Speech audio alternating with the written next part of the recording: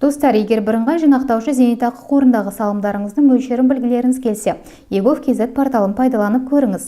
Ең алдымен порталға кіргенде өзіңізге ыңғайлы кіру жолын таңдайсыз. Жасырын сөз, бір жолғы жасырын сөз, ЭЦХ немесе QR код. Біз бір жолғы жасырын сөз таңдаймыз.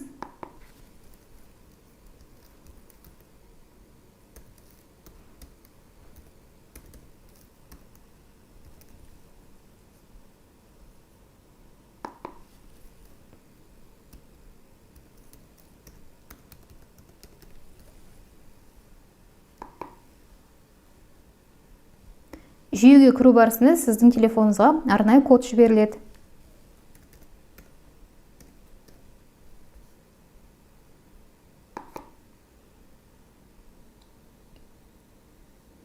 Сонымен әлеуметтік қамтамасыз ету бөлімін таңдап, ішінен өзіңізге қажетті қызметті таңдайсыз.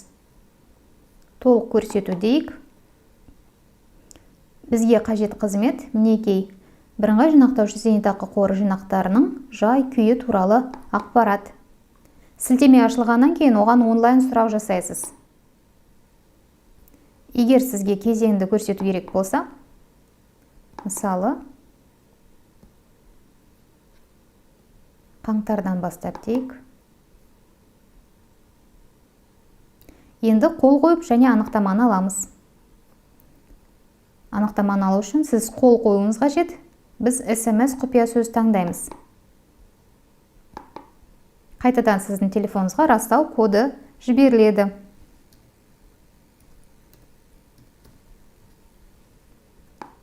Кодты тексерейік. Егер бәрі дұрыс болса, сізге мынадай парақ шығады.